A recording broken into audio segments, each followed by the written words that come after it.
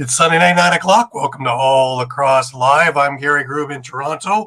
And with me, of course, as always, I have Shawn Slaght over in Moose Jaw. Shawn, how you doing? Doing pretty good. Thanks, Gary. Excellent. And with me also, I have Mike, Muffler Mike over in Connecticut. Mike, how you doing? I'm doing good. I have worn my tribute. I've got my tribute to the Seals. without Seal stuff here. Flipping a page. And we'll get into that in a few minutes, guys. It's a busy week. We have great news. We have not so good news. Excuse me. We have a lot of the summer ball tournaments going on as we speak. Founders Cup is over today. We're a step closer to the Man Cup. The Prezzy just started. The Minto's over. So all kinds of things going on. Just a reminder before we get rolling, of course, that all of our shows are streamed live across Facebook, Twitter, YouTube, and also Twitch, and you can catch all the action on eopsports.com. Remember, hit the subscribe, follow, and like buttons, and always share.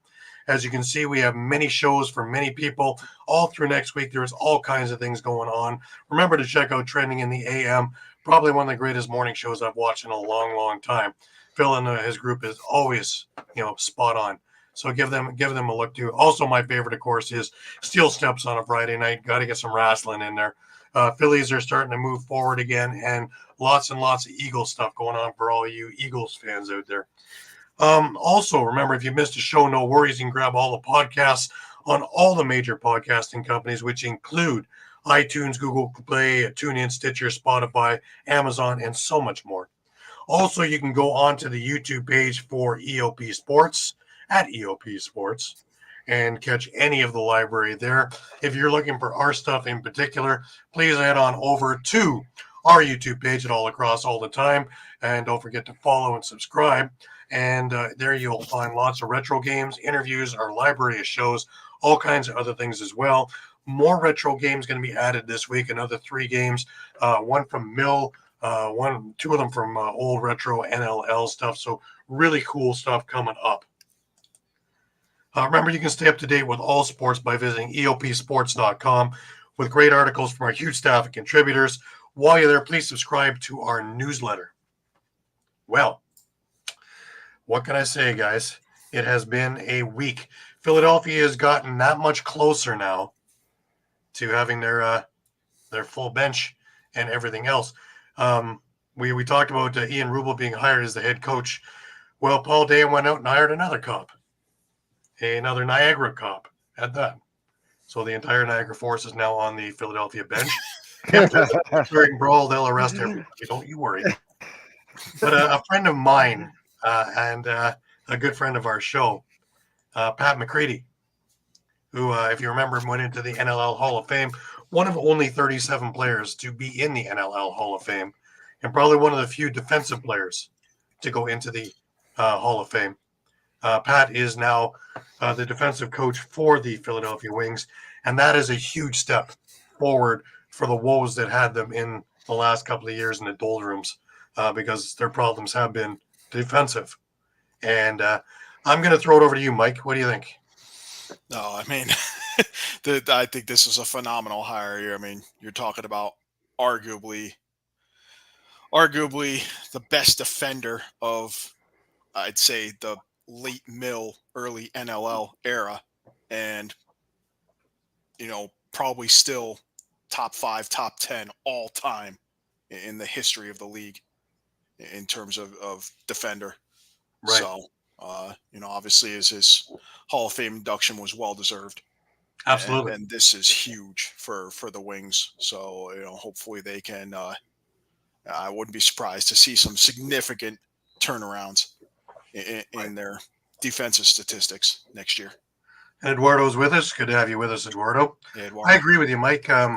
He's a storied career. Remember, his father was the original Bandits coach in the early 90s, and he was back on the bench when Pat got moved to Buffalo in the early 2000s.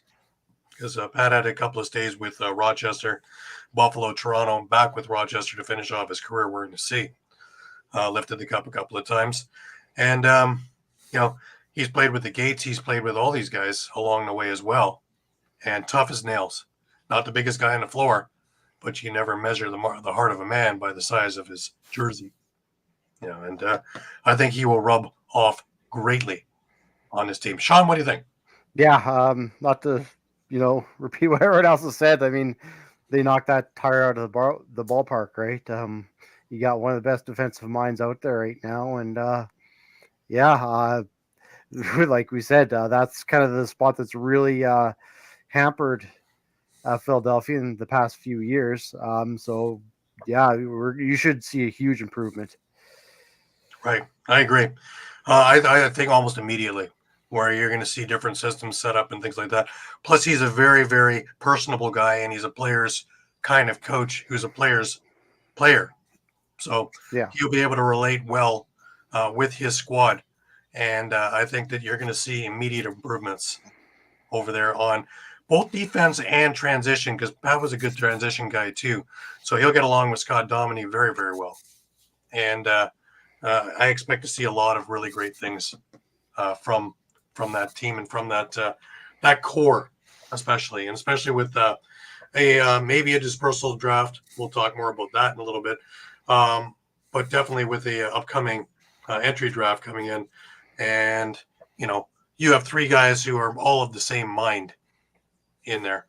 It's funny because I was talking with Rob Williams, assistant coach in Vancouver, head coach of the Burrards, on Thursday before his feet cacked out. We're gonna redo the show on the 12th. But while we were talking about Paul Day and his passion as a coach, as a player, and the people who have jumped on him really are out of line. You can't judge a man and his career on a team underperforming for him, and it's not like he didn't put together a really good squad over the last couple of years. So just throwing that out there. But now to have a little bit of a different complement in there, you got McComb and you've got McCready on there, as well as Ian Rubel. So you got some great lacrosse minds and some different thoughts going on in what's been going on either, just to change things up a little bit as well.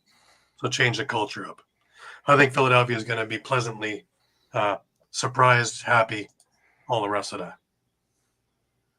All right. He's 5'5". Thank goodness. Mm-hmm. Absolutely. Yeah, absolutely. Yeah. Absolutely. And all the guys who are jumping on him and the Philly fans. I know that's the culture, but you guys got to take a breath. Take a breath. It's as you saw last year when he broke down in one of the press conferences, that he just cares so much about his players and his team that he takes these things to heart. Probably one of the reasons why he stepped away in Peterborough this year was just a little bit too much to be in, two separate dogfights for 11 months of the year. You got to take a breath a little bit. All right. To the not so great news of the week. Austin Stotts. Now we know that we haven't seen him in the MSL playoffs after a fantastic year with the Chiefs during the year, where he finished second in scoring overall, and he didn't play all the games. So he's got himself in trouble with the law again. And as we all know from his track record, he does have anger issues. He's been thrown out of the PLL for getting into a fight with another player. He's had, brushes with the law before. If he was playing, he would be serving a 7-game suspension due to his lack of discipline in the playoffs last year. So the NLL would have had him for 7 games as well. But this is a little more serious than that. Austin Stotts has been charged with assault with choking, threatening death, bodily harm, assault with choking, forcible confinement, failure to comply with probation, and failure to comply with a release order. According to the court documents, Stotts was arrested on August 11th, 2024. The Brantford police on Thursday confirmed that Stotts had been arrested and charged on the 11th. No further details were released. Stotts appeared in court virtually on Thursday to have the charges spoken to. He remains in custody and is scheduled to return to court on the 29th. Prolific scorer, Stotts plays for or played for the San Diego Seals of the National Lacrosse League. In a statement released Wednesday, the team said it's aware of the charges. We wish him the best. Hopefully he's able to get out of these things and seek some help. Obviously, there are some other underlying issues that's going on because we see a constant in this. This isn't a one-off and, you get drunk and lose your temper. This seems to be a constant. Wherever he goes, there seems to be something going on. So I'm hoping he gets the help. Because, I've had many conversations with him, and he really is a very nice guy. But, situations arise, and like I say, I hope he can get the help that he needs. But I see Mike's got a Seals jersey on his door. I am got a Seals jersey on, so we're looking at him. We're looking at him. But we wish him the best, and hopefully he's able to get out from under. And 26, he's still got a full career ahead of him. Let's just hope he can do it. A record, I don't know how easy it is to travel over the border. With a record pending that he already had, I'm surprised he was able to. So I'm sure that with all this extra stuff, that would stop him from traveling through the U.S., which where, I don't know, 2/3 of the NLL teams are. Yeah, I see where that could pose a problem, obviously. Well, even to play home games, come back to San Diego, he may not get there. You'll be playing 4 games a year. Yeah. 8 if you're with a team that's in Canada. Interesting. So curious to see how that all works out, and stick with us as news comes forward. We will have it like we had with this coming out. We're cutting edge. We're right on the cusp when everything comes down. All right, let's get to some better news. The World Lacrosse Under-20s have concluded, and we have some great news, guys. Japan won the bronze medal. It absolutely, amazing. Completed upstart campaign with the 2024 World Lacrosse Women's Under-20 Championship by stunning Australia in the bronze medal match 14-5 at Mongkok Stadium on Saturday afternoon. Japan's historic third-place finish is its best ever in its 8 appearances in the championship, and furthermore, the first bronze medal by Japan at any World Lacrosse Championship. The watershed moment came against Australia, who has 6 medals in the Women's Under-20 Championship and was defending the bronze medalist from 2019. Pretty great stuff. Amazing. Your silver medalist is Canada, and another great showing for them. And of course, your gold medalists are the United States. They extended its gold reign at the 2024 World Lacrosse Under-20 Championships with a 23-6 win over its rival Canada at Mongkok Stadium on Saturday evening. The United States is a back-to-back champion of the World Women's Under-20 Championships after winning in 2019 and has taken home 6 of the 8 editions of the event. The USA completed a dominant campaign in Hong Kong with a 7-0 record, 211 goals scored, and just 20 goals allowed. That's obscene. Attacker Emma Lipinto of the USA earned the most valuable player of the championship. Lipinto had 2 goals and 3 assists on the night to finish her 7 games with 26 goals, 23 assists, 4 points more than any player in Hong Kong.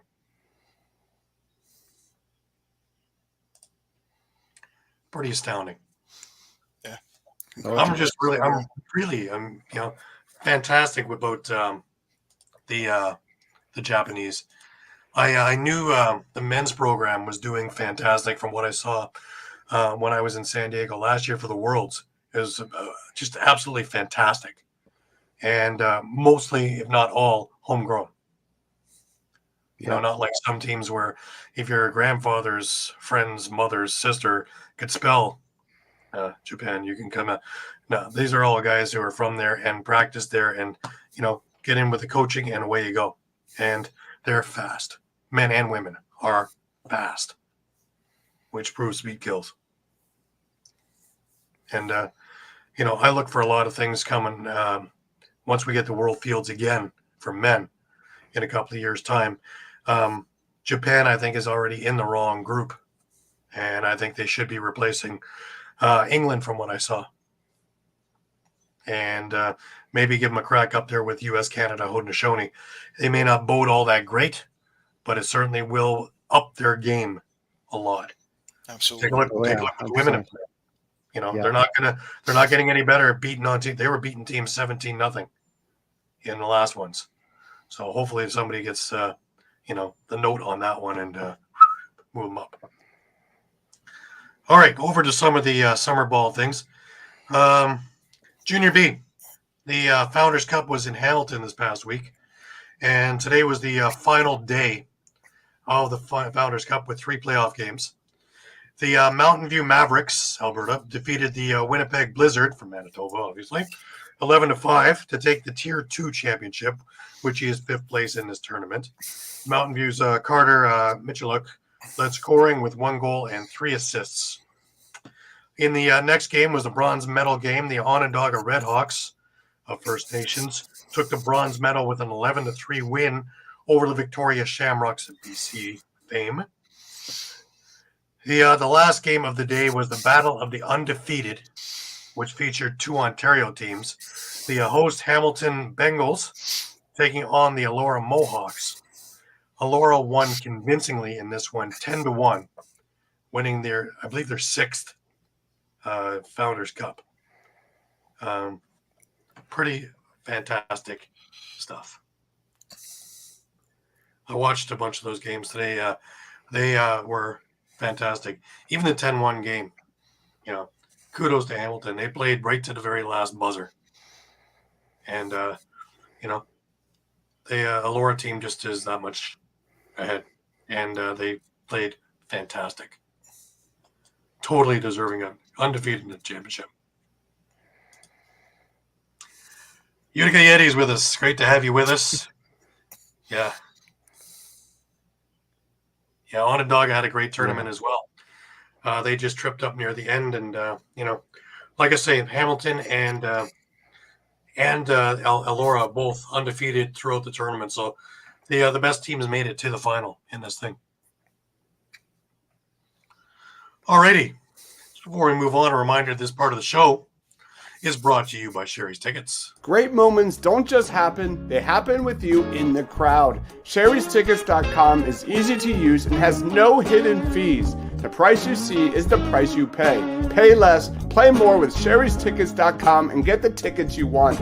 Save even more by using the exclusive promo code EOP10 and share an experience that will live on. Don't pay hidden fees and save 10%. Why use any other ticket reseller and get those hard-to-come-by tickets to the big game? If you need a more personal touch, give them a call at 610-494-5050. Sherry'sTickets.com also has great theater and concert tickets that are hard to get your hands on. Remember, don't overpay with the rest and save with the best at Sherry'sTickets.com. For that next great moment, save 10% by using the promo code EOP10. Great moments start at Sherry'sTickets.com. Absolutely. And Mike's with us. Hey, Mike, thank you for being with us. Great to have you along.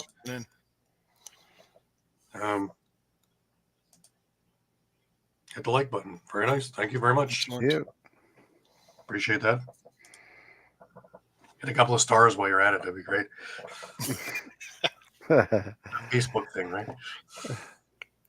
Anyways, let's continue along with the movement here. We head on over to the Minto Cup, and as you saw on the opening, the Coquitlam Adirondacks are your Minto Cup champions, and there they are, the happy bunch with the Minto Cup, winning it at home, which is always a bonus. I think pretty they're still partying. Still partying in Coquitlam, probably. Probably still partying, yeah, that's right. Tell us all about it, Shawn. Yeah, sure. I think when we left off, we had one game going on Sunday night in the round robin. The rematch of the BC Junior A final, actually, Coquitlam against Port Coquitlam. And in this game, the Adirondacks moved to 2-0 with a 17-7 win. huge game from Jackson Dillon for the Adnax. 4 goals, 5 assists for 9 points. Cody Mlowski, goal and 5 assists, a hat trick and 5 assists for Noah Manning. And another hat trick by Ryan Cosley. David Cherney had the goal and 3 assists. Just a big night all around for Coquitlam. For Port Coquitlam, really, most of their goals came from Silas Richmond. He had 4 of the 7 goals. So it wasn't I should say it wasn't a great night for Port Coquitlam. It was 8-6 heading into the third, but then it was Adnax came up with a 9-1 third period to just kind of run away with that game. So that moved Coquitlam to 2-0. Then we move into the final day of round robin, and actually really which was a big match. Port Coquitlam against the Okotoks Raiders. Okotoks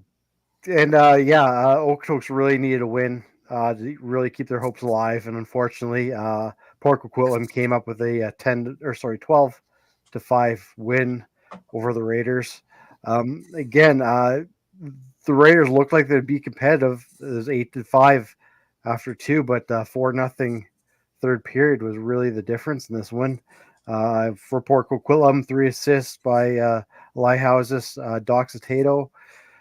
He had a hat trick from Silas and Richmond. He was really kind of the top player for Port Coquitlam through the round robin. Joshua Mills also had a hat trick, 3 goals and 2 assists in that win.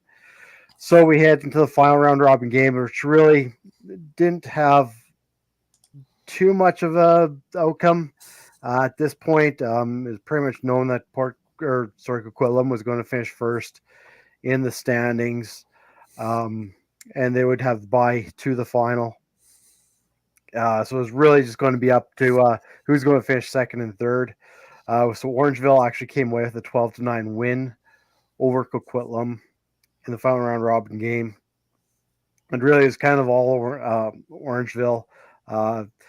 3-2 after the first, then it was 9-5 after the second for Orangeville, and they kind of just cruised on from there.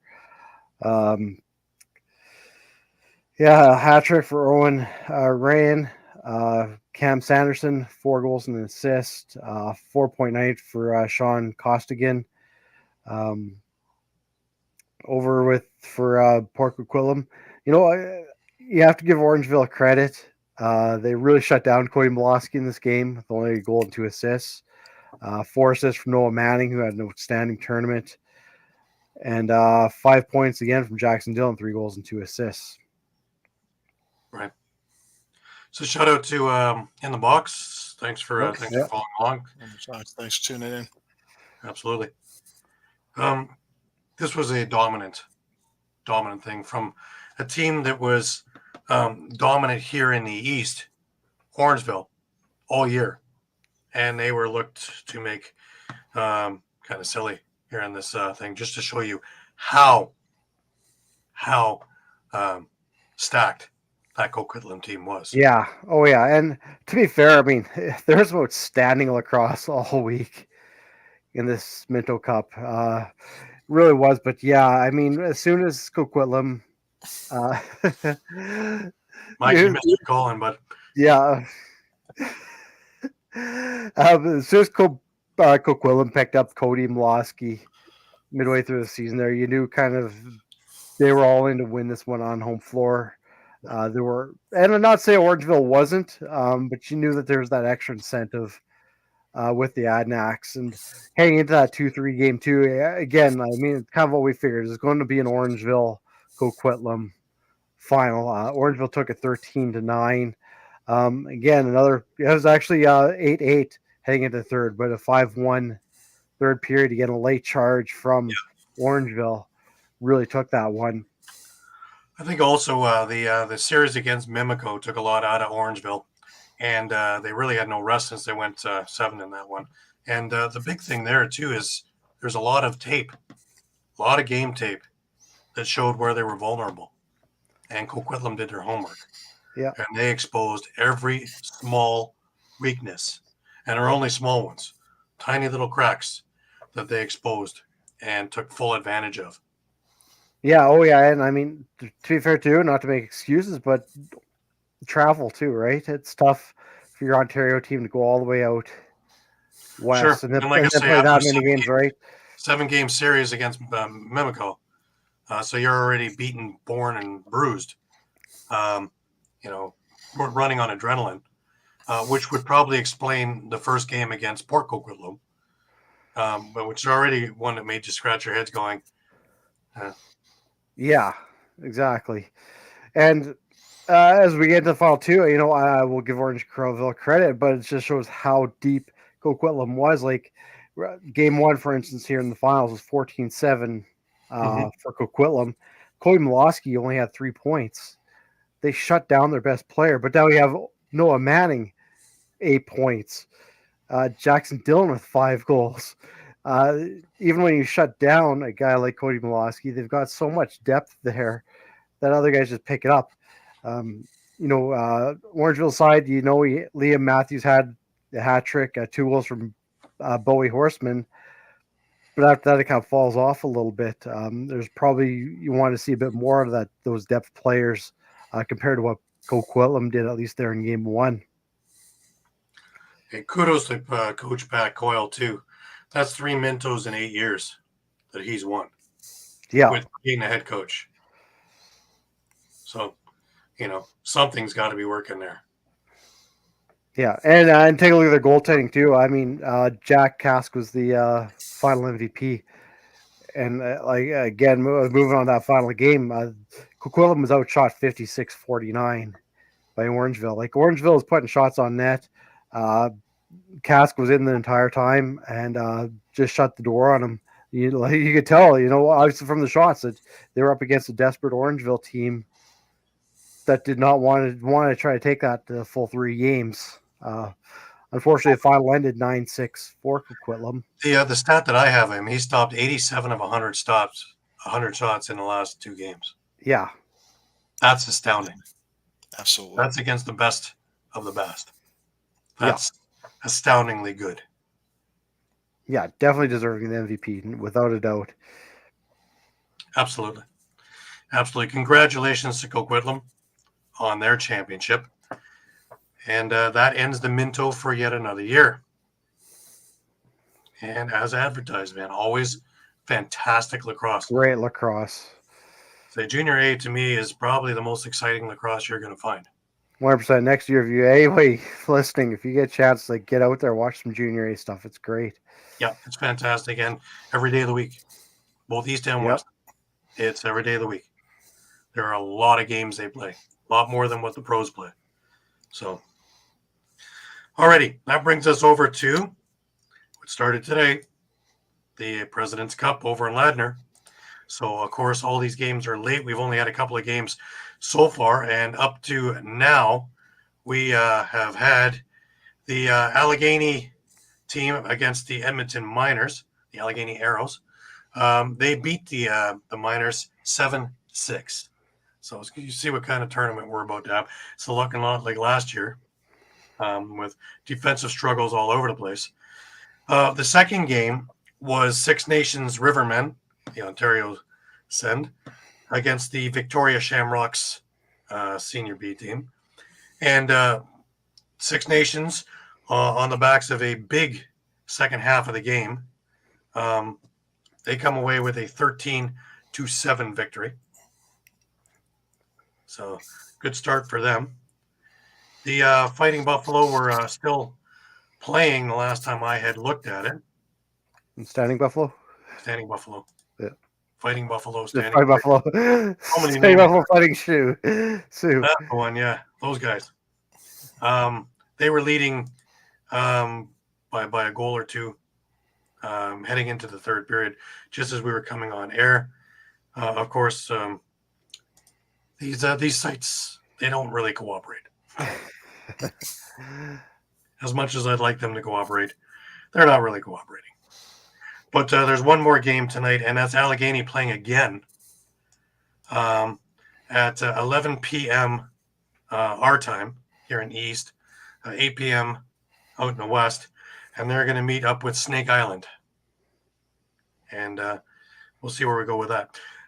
We will have all the daily scores and small caps of the game the next day. So tomorrow, have a look at all Lacrosse all the time. I will have my report up there in the morning, and I will cover all 4 of the games. Remember, this thing damn near killed me last year when it was in Oakville. I spent 12 hours a day at the track on top of regular work. And, I said hi to my family on the Sunday, and I said hi to my family again the following Saturday because I don't think I was home more than a couple hours to sleep and leave again. But 26 games I covered in 6 days. So it is this thing is a battle of attrition because the strong survive. Remember, Ladner, the host team, has won the last 2 years. Now, they don't near have the powerhouse that they've had over the last couple of years, but they still have a very, very strong team. Mind you, I do like the Six Nations squad, the squad out of Ontario. They are a really good team, and they proved it today with a 13-7 victory. So we'll see how that all plays out. Just before we head into the WLA and the MSL stuff, all of our Senior A stuff, a reminder this part of the show is brought to you by Philly Sports Trips.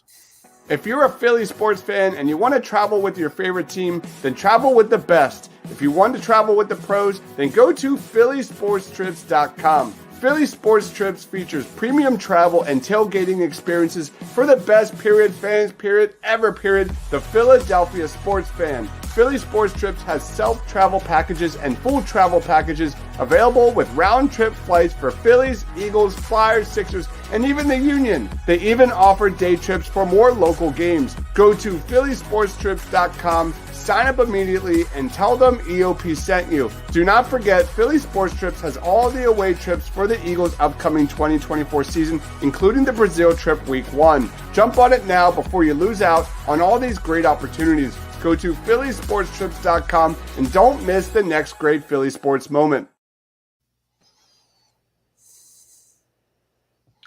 Alrighty. The Pioneers, I believe, came away with a 16-8 victory in that game over the Buffalo. Standing Buffalo.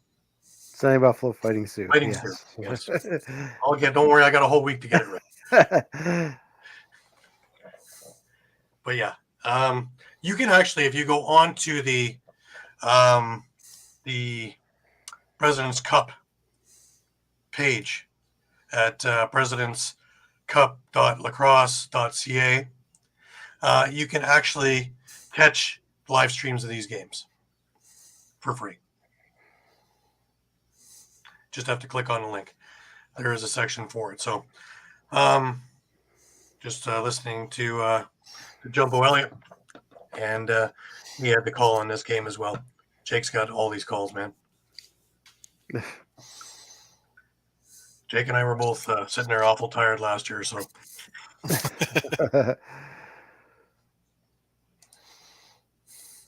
Oops. Thank you, Guido. Appreciate it. We are all over the place, and we'll be covering everything. And we touched on the stats. Yes, we did. The NLL hasn't said anything. They're leaving it up to the courts at the moment. And, we'll see where it goes from there. Both the Six Nations Chiefs and the San Diego Seals, as well as the MSL and the NLL, have all acknowledged it and will have no further comment at the time. So. And just refer them by what they really are. Jeff Shatler Super Squad. Yep, pretty much, yeah. probably the best way. Probably a lot easier on my tongue. Standing Buffalo, Fighting Sioux. There you go. I got it. There you go. We got it. Yeah.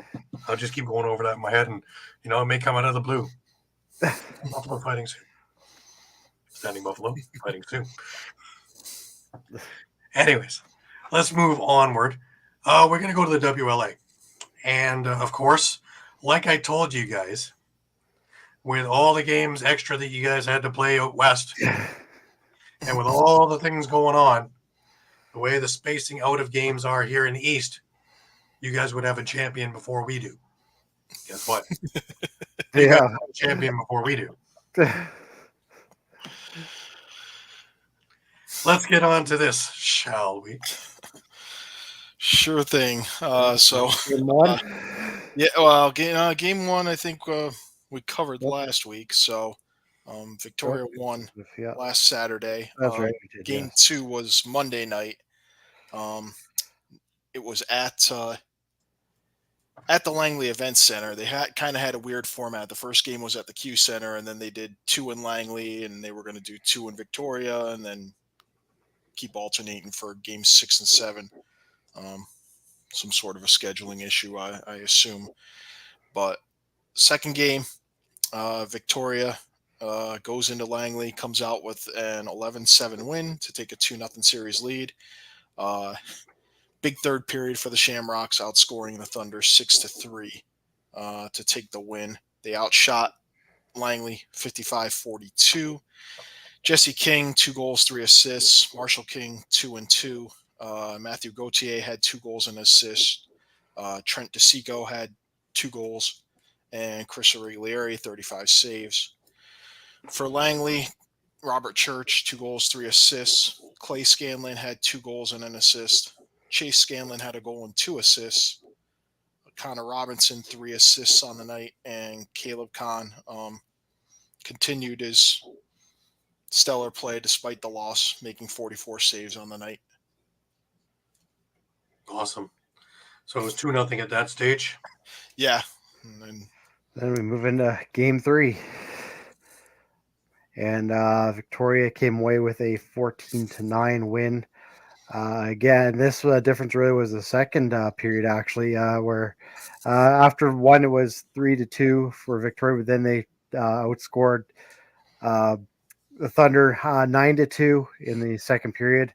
Langley did try to kind of make a bit of a comeback in the third, but with 4 straight goals kind of late, but kind of to no avail. For the Shamrocks, Casey Wilson actually led the way with 3 goals and 4 assists. Marshall King had 2 goals, 3 assists. Chris Wardle with a goal and 3 assists. And Trent Diaco with a goal and 3 assists as well. And of course, Chris Origlieri in goal, 32 saves, 32 saves on 41 shots. For Langley, Chase Scanlon, 4 goals and 2 assists. Then you have a little bit of a drop off. You have Connor Robinson with a goal and 2 assists. 3 assists by Graydon Bradley, 2 goals and an assist for Robert Church. And he had Caleb Kahn in he stopped 25 of 35. Then Kyle Mooney came in relief and stopped 18 of 22. So that makes the series 3-0, and Victoria had a chance to sweep. All right, Mike, just before we get into game 4, I have highlights of game 4. So why don't we roll that, and then we can chat a little bit about that game.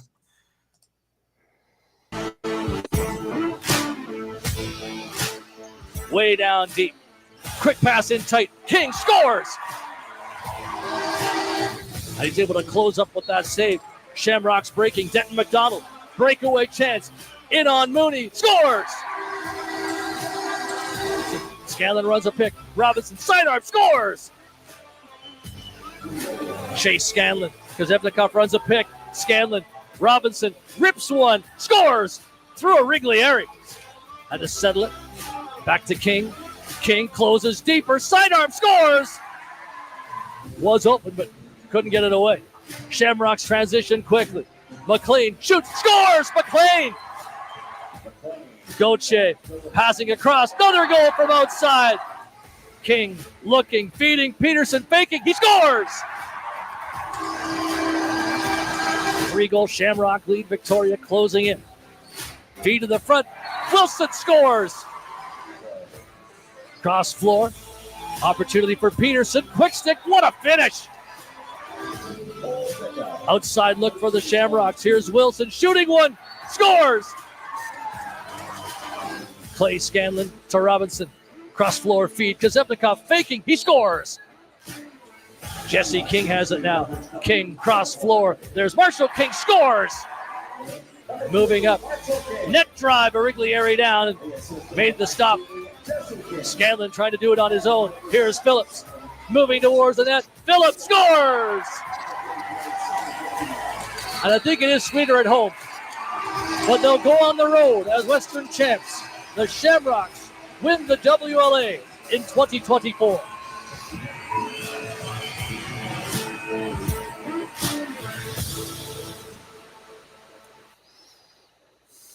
All righty. That covers all that. Yep. So 13-7. Victoria sweeps Langley in 4 games, winning at home. Big second period. They were down 3-2 after 1, and they outscored the Thunder 8-1 in the second period to kind of run away with the game. 62-40 on the shots for Victoria. Jesse King, 2 goals, 4 assists. Clark Peterson and Casey Wilson both with 2 goals and 2 assists. Marshall King had 2 goals and an assist. Chris Origlieri, 33 saves. For Langley, Connor Robinson had a hat trick and 3 assists. Clay Scanlon had a goal and 3 assists. Kozevnikov, a goal and 2 assists. Chase Scanlon had 5 assists on the night. Kyle Mooney made 43 saves in a little over 50 minutes of play. Caleb Comm finished up, made 6 saves in the losing effort. So Victoria now awaits the winner of Peterborough and Six Nations to play in the Mann Cup. Right. It's their 22nd title, by the way, WLA. So, and they basically finished the season, what? 1 loss. 25-2. Losses. So, Yeah, pretty amazing. Eh? Yeah. So, Six Nations won't have 25, but they've got 2 losses so far. So, but when we left off last week, it was 2-0 for Peterborough, and everybody was going, "What the heck is going on here?" Peterborough, who was about a 500 team during the year, but getting stronger as the year went on, with a couple of really great signings. That invaluable getting Hillier, because even now, even in a couple of losses, his name is all over the score sheet, and him and Resetaritz just like yin and yang, man. They work really great together. We go into game 3 on Tuesday, and of course, Six Nations, even though their backs aren't totally against the wall, their backs are against the wall. They don't want to go down 3-0.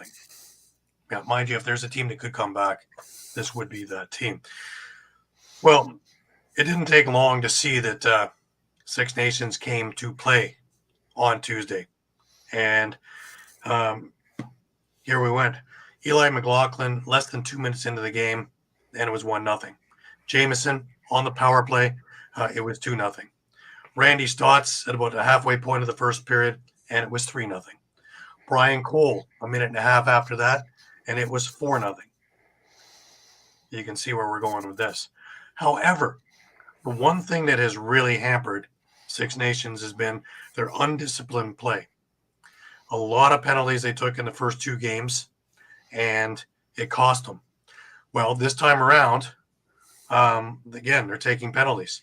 Turner Evans on the power play, Joe Resetaritz on the power play, Thomas Hogarth with a shorthanded goal, and 4-0 becomes 4-3, and people are starting to go, wow, this is what I remember in the first 2 games. Travis Longboat with just under 2 minutes left in the first, and Six Nations comes away with a 5-3 first period lead. From that point on, Six Nations put it into another gear. Peterborough wasn't able to keep up. The second period just kind of put an exclamation point in this game, and it made it an emphatic "we're back." Cody Jameson got a goal. We had a lot of end-to-end action after that for about roughly 12 or 13 minutes without scoring. Then all of a sudden the floodgates opened up in the span of about a minute and 20 seconds. Dane Smith, Eli McLaughlin, Cody Jameson, and McLaughlin again with 4 solid quick goals. And before you knew it, 5-3 was now 9-3. And this, for all intents and purposes, was over. 10-3, I'm sorry. Third period was a lot more of the same, but Six Nations played a lot of keep away. just putting Peterborough to the side. Dane Smith scored about 5 minutes into the period. Travis Longboat scored again. He's having a hell of a series underneath the radar. And you'll hear his name a lot over the next little while. But Six Nations comes away with a 12-3 victory. Now, what better way to be we're back than that? Doug Jamieson was spectacular in net, in home. So they could breathe a little bit easier, but that wasn't where this was going to end. Because 2 days later, we're over in Peterborough. And again, Peterborough wins in its 3-1, and it looks a lot better for them to win this series than if Six Nations comes back and ties this series up. And we had a hell of a series. This game was just slobber knocker. The first period was 5-5. Just to show you, Joe Resiteras opened up the scoring on a power play. Then Six Nations goes to work. Cody Jamieson, Brian Cole, Lyle Thompson, 3-1. Resiteras again with his second of the night. Jake Withers, unassisted, off the face-off, and stutter stepped and in he went. And we had ourselves a 3-3 game. Thomas Hogarth gives Peterborough their first lead of the day, but Eli McLaughlin comes back and ties that game up again. Colton Armstrong repeating what he did with the game winner the day earlier, the last time they were in Peterborough, and Lyle Thompson ties it up. So 5-5 after one. Peterborough comes back and opens up the second period scoring with Adam Thistlethwaite. So it's 6-5 for Peterborough. However, game of runs. And how explosive is Six Nations? Well, Brandon Bombery, Lyle Thompson, Brian Cole, and Larson Sundown. Boom, boom, boom, boom. And all of a sudden, 6-5 is now 9-6 for Six Nations. Resiteras gets his third with 34 seconds left on the power play. And we have a 9-7 game heading into the third period. Still very, very attainable. However, when your back's to the wall, you tend to come out with that best effort. Travis Longboat opens up the scoring 2.5 minutes into the third, 10-6. Sam Leclerc, 11-6. Resiteras with his fourth of the night, 11-7. McLaughlin, 12-7. Owen Hiltz gets one. Justin Martin gets one off of a turnover into the empty net. Warren Hill actually with the assist on the power play. With 1:09 left, making it 13-9. Tate Cadoni, he fired a shot that even the Six Nation guys were going, why? 3 seconds left in the game on the power play. Made it 13-10. This series tied up. Now, was the score as close as the game really was? Not really, no. As you could see, as this thing is going along, Six Nations is getting their footing. The Chiefs are starting to play a little bit more aggressive defense. The refs seem to be putting their whistles in their pockets a little more often. And, tempers are starting to be dialed up to about 11 or 12. We haven't quite boiled over to the absolute steaming and, the pot going kaboom, but we're getting there. The beauty of a long playoff series, right, guys? Yeah. Let those tempers just boil over as though it's in a pressure cooker. And starting to see that now. But again, Six Nations, 59 shots, 55 shots for the Lakers. Warren Hill played great. There's no two ways about it. He just played great. And he was as keen of setting things up going the other way as he was of stopping things coming his way. So all that field stuff, he was able to really, handle his paddle well. What set us up for tonight at 7 o'clock, they met in Six Nations. And again, another fantastic crowd. 1,000 plus over at ILA for this game. And again, it didn't disappoint. Rob Hellier, he opened up the scoring with a beautiful outside shot that went between the 5 hole. Lyle Thompson with a beautiful goal. Even if it was field, it would have been a beautiful goal. He was just outside the crease and just whistled a sidearm shot that just was still rising as it hit the net. This thing just sailed right over Kell's shoulder, and it took about 0.1 second to do it. Rusty Terrace came back, gave the lead to Peterborough, followed by Carter Page, and it was 3-1 Peterborough with about 3.5 minutes left in the period. Travis Longboat got one back with 15 seconds left in the first off Lyle Thompson feed, and it was 3-2 for Peterborough after one. Longboat opens up the scoring in the second period, making it 3-3, and then Six Nations goes to work. Lyle Thompson off a Steve Priolo feed, Shane Jackson diving across off a Dane Smith feed, and it is 5-3 for Six Nations. Hellier gets one back, making it 5-4. But Eli McLaughlin with a power play goal, and we were at 6-4 heading into the third period.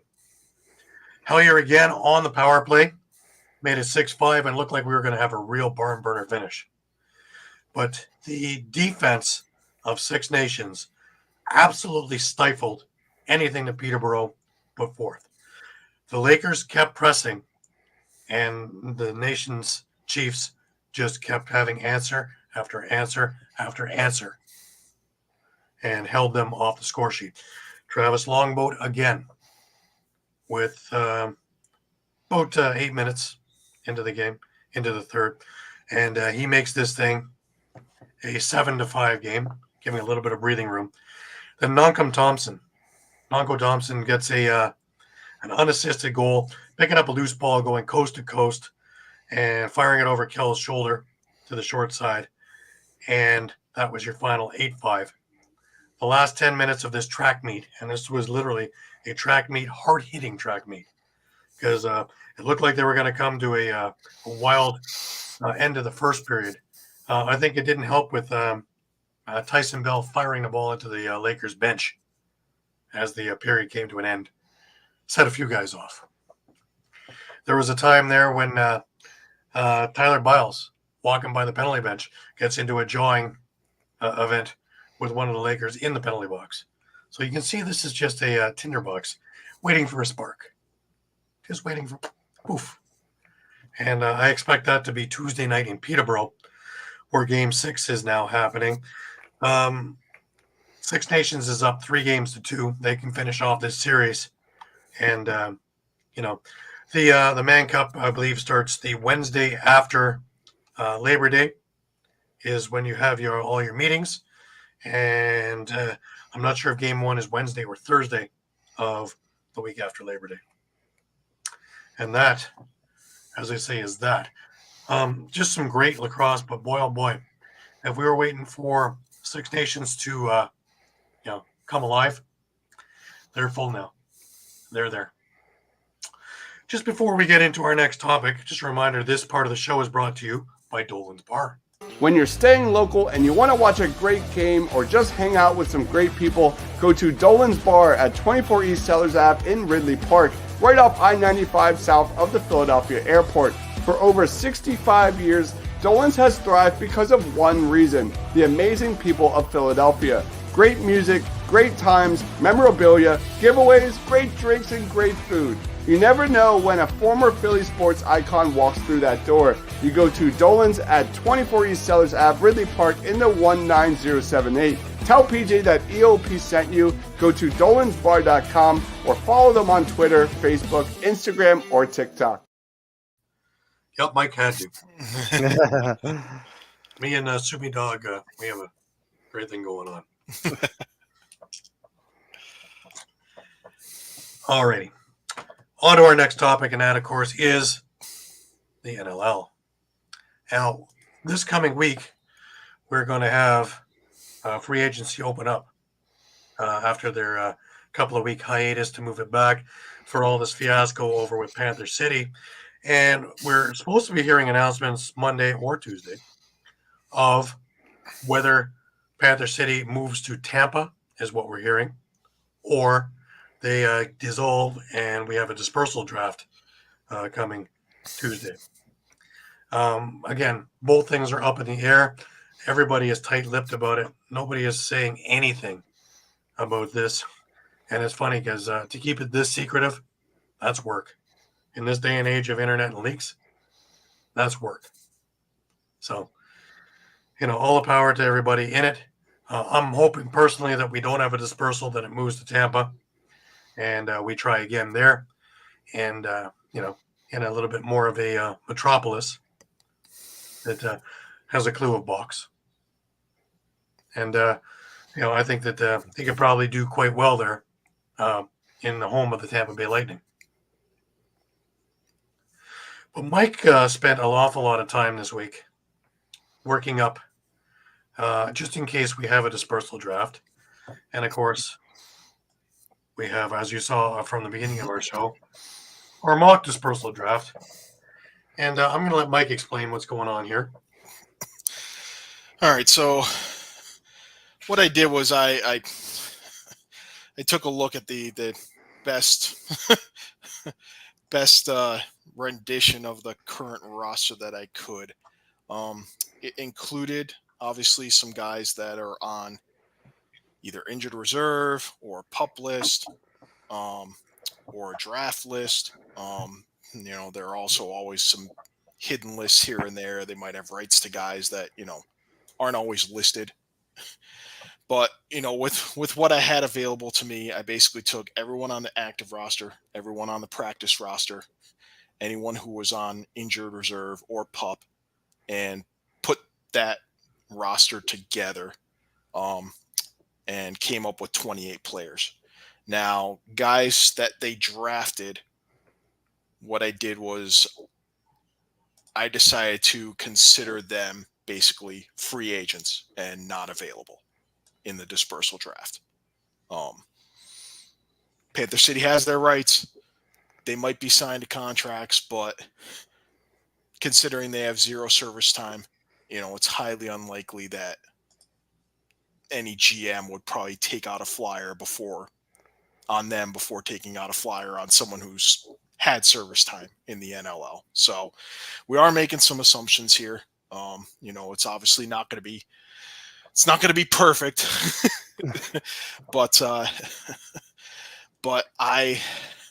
so we have, I've got lists basically on the right-hand side for offense, defense, transition, and goaltending.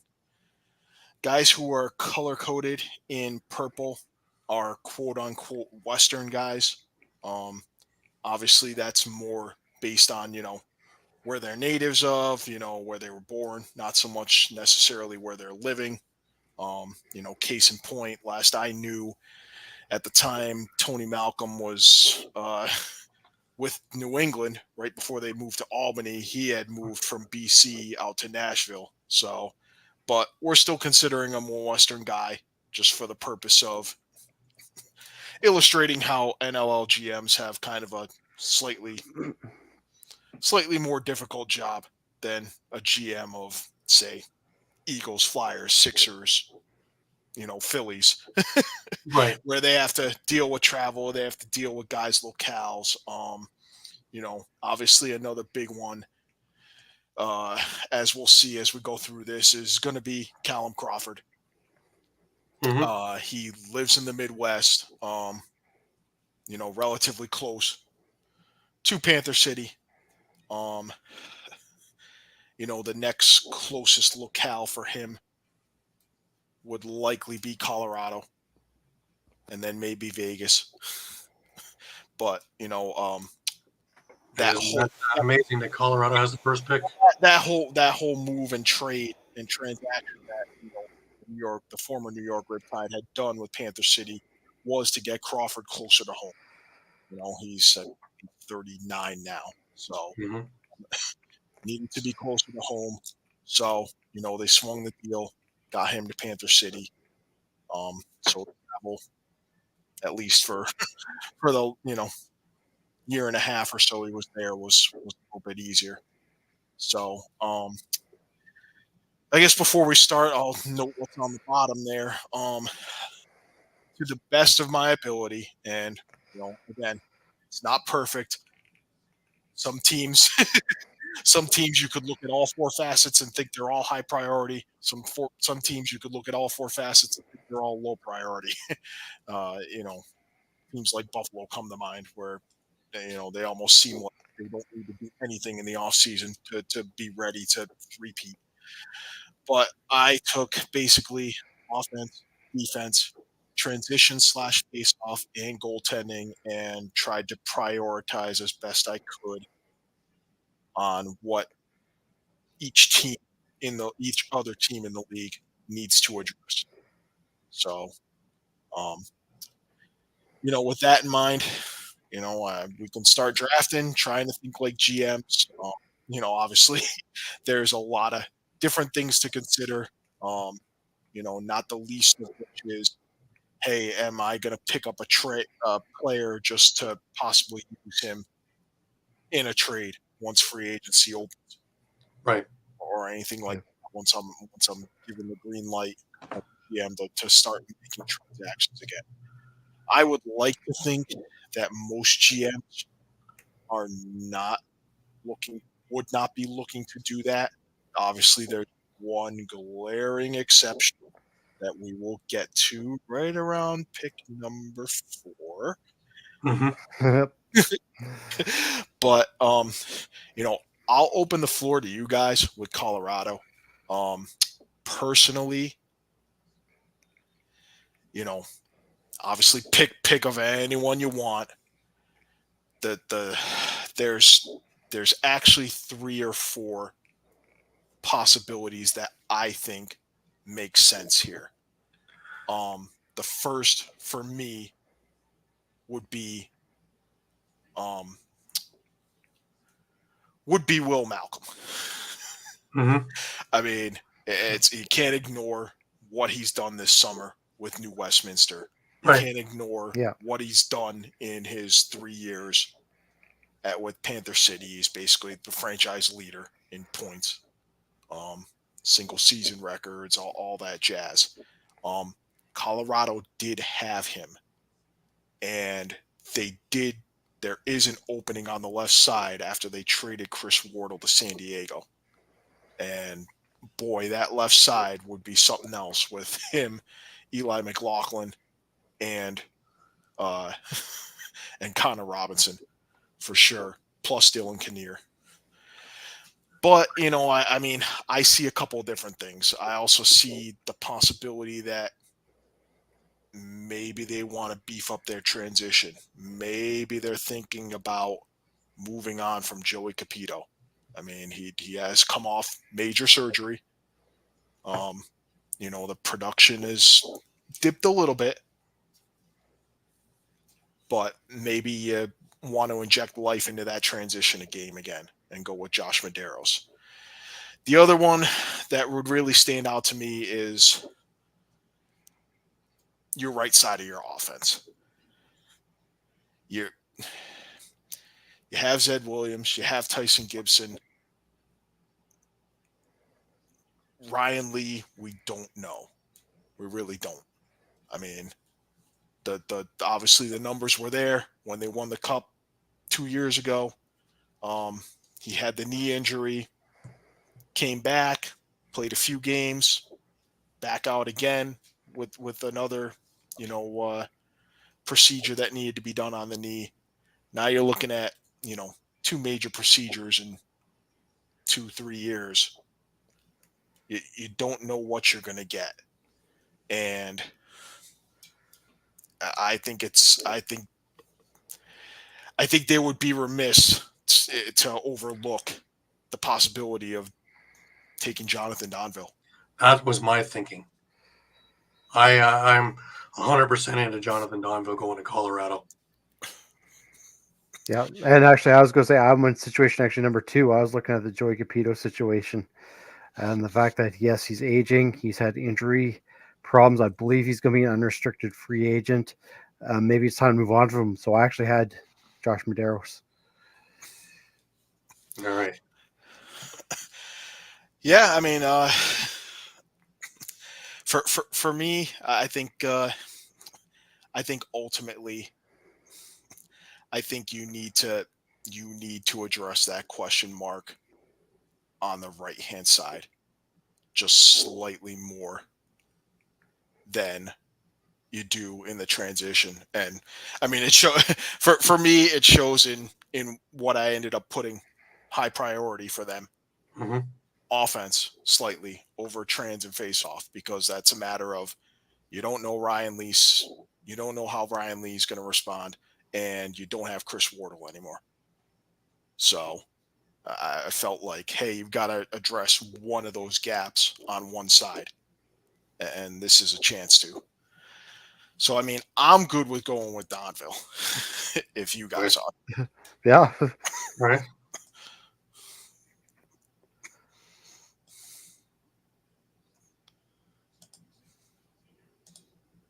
Okay. What am I doing here?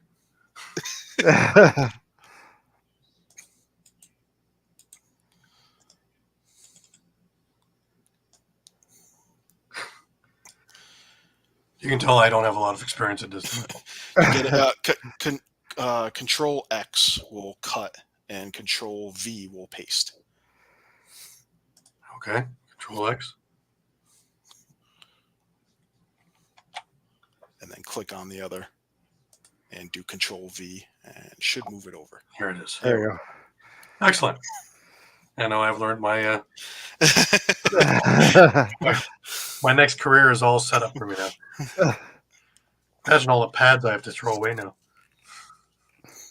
All right, we move on to Vegas. And again, I am the way Sean Williams has been working. I think he still needs offense, because they were sadly lacking in that last year. They had good defense, they had great goaltending, and Kells is showing this summer how great he is in that. But they need something. And me personally, I think Will Malcolm would fit there beautifully. Yep, that's exactly what I had to, for the exact same reason. Yep. All righty. Let's see if I got any better at this, guys. Control X. Control V. Oh, boy. We're coming. Philadelphia. Well, this one is going to be interesting, especially now with Pat McCready, new voice, and Ian Rubel, another new voice, as well as Paul Day being in there.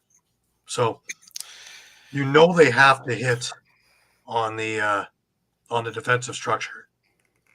And what better than to have an already proven defenseman?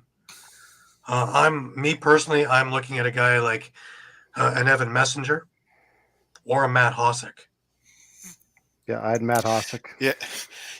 That was Matt Hossack. The only thing I might just throw in there, they had Liam Patton at one point. They did. So, I still agree. Go with Hossack. I mean, I almost feel like you can't go wrong with Hossack or Connor Sellers, because both can take faceoffs. Mm-hmm. They're not super proficient, and that's one of those things. I mean, I listed transition and faceoff as their second priority, but it was only because they clearly needed defensive help. Oh yes. Yeah. Oh yeah. Over and above everything. And to get leadership on the level of either of those guys, Mm-hmm. would be, the other thing that might kind of lean me towards Sellers is you've got some guys with some size. You can add just more size in Sellers than you would with Hossack. You can put him back with Chad Tutton, who he has familiarity with. So I almost feel like it's a little closer to a coin flip, but right. I think we can go with Matt Hossack. Okay. I think it's off he goes. Now we get into commit trade at this point. They become really, really cruel and take Nick Damoud. I'm going to put something to that though, because I think Aiden Walsh is their guy. Like they feel like I do that they're his guy, so I don't think they're going to go goaltender here. Because they also have Connor O'Toole in the piper, right? Yeah, so I For really down the don't road. think they'll go Damoud. I don't think so, because what are they saying about O'Toole and Aiden Walsh? They said we're done with you, unless you're bringing in a guy like Christian Del Bianco. Well, see, me It's a personally, different story, right? But yeah, well, and even then, you're not going to need Damoud, right? So yeah, I think personally that they work with, again, Evan Messenger comes to mind, Connor Sellers comes to mind. Which one works better in Rob Williams' defensive structure? they had a messenger at one point, did they not? Yes. Yeah. Yeah, I believe they originally drafted him when they were the stealth. So I'm so almost there's leaning towards that. Sellers then, I maybe. mean, there's also Lintz, but they had kind of. I think. My thing about Lentz is, I mean, he's getting older. He's been coaching. You don't know how much time he's got left. I see him dropping quite I a think bit. you got to Yeah. go young because I think Lintz. There's Lintz a lot ended of up. question marks whether he's only going to continue with Lentz. So Yeah, and I think he ended up just kind of being a numbers victim. No, just later in could the have been, season yeah. when they let him go, and he ended up signing as a free agent with Panther City.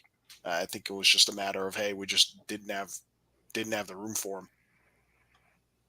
Right. Well,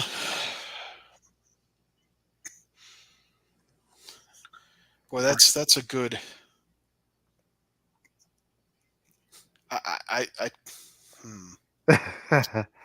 It's the tough one. I'm torn. This one I really struggle with because too. I don't think they wanted to let Messenger go when they did, but I think it was also a matter of. I think in Messenger's case, it took him a little longer to develop, maybe than they had wanted. But I don't think it fits the structure as much as it did before. What Malowski and Williams are looking for. Whereas the Connor Sellers, he can do the face-off and he can do a few other things in there as well. And he's a kind of a Malowski kind of guy. Yeah, I'm leaning towards Sellers, but that's all right. So let's. Well,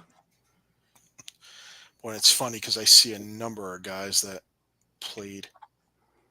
Now that I'm looking, you look at Tony Malcolm was with them at one point. Brandon Goodwin was with them at one point. That's why it was a tough one for me too, because of so many former players. You can't take any of the stealth thing because I was so mismanaged. Yeah, true.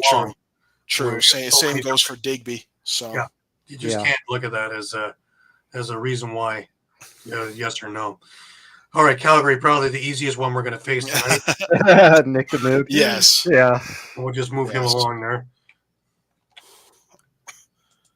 It's very clear they're going to get. Even though Josh Medeiros would also work very well there too. They would. Yeah. And honestly, I mean, I'd done this a couple of times before tonight, and boy, I'd probably gotten to maybe pick 9 or 10, and somehow all the transition guys had disappeared already.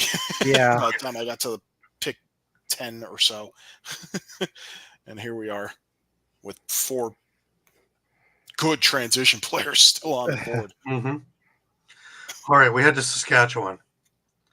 Your foray, Shawn. What do you think? Yeah, you know what? I actually went with Matthew Gauthier, and this is why. Really young forward, kind of right up where they're kind of going with.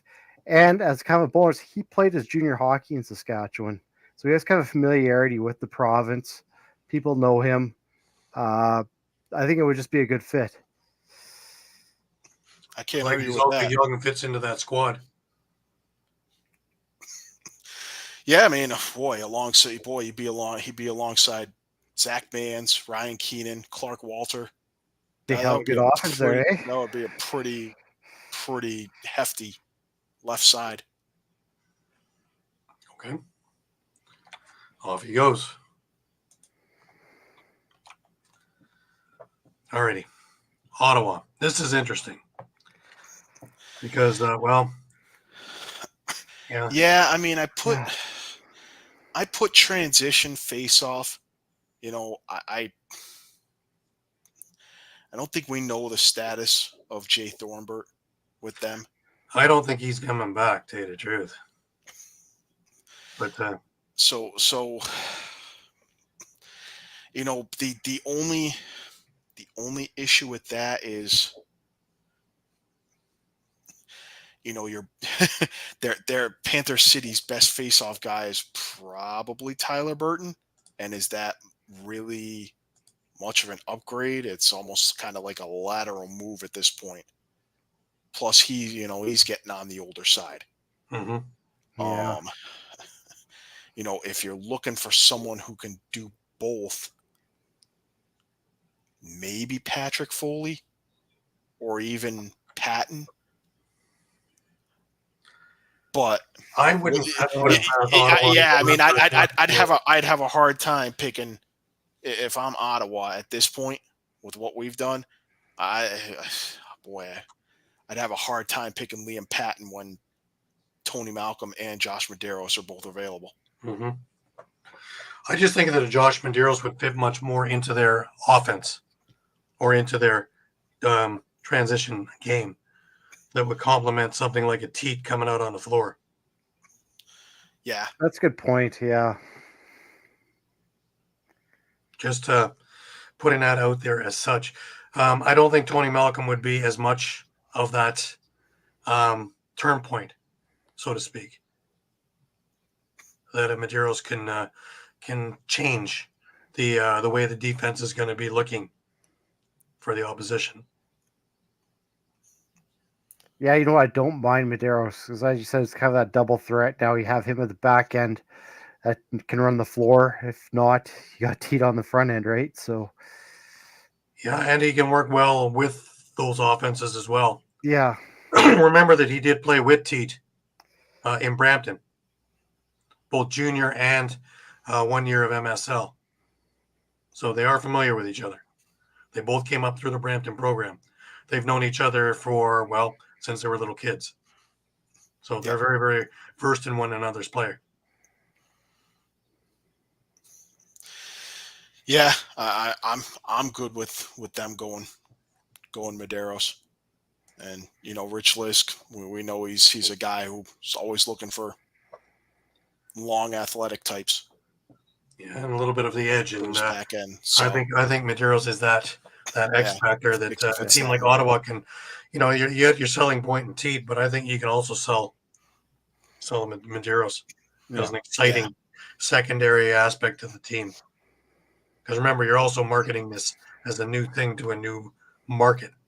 So why not take somebody who you can get and keep there for 5 or 6 years easily and grow with them?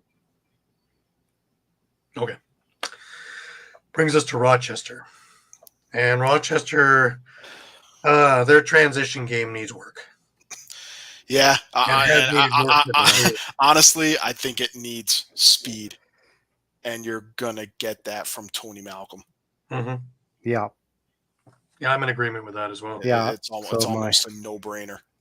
I mean, who's their best transition guy? Probably Brad Gillies. I mean, maybe you can argue Gilray.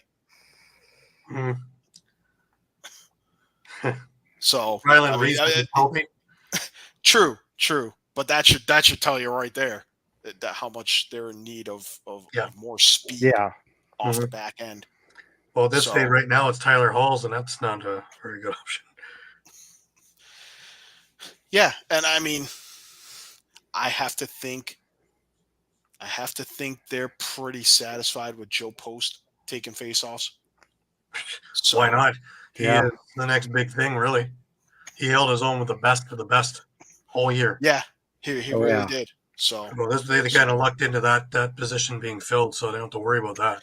Yeah. And their offense is at no point did I think they're, they got in with an 8-10 record or whatever. At no point did I think their record was. They had a lot of result of face-offs. A lot of outside action happening for that 8-10 record, and of course Ryland Hartley being injured is the big factor in that. And he's been mending.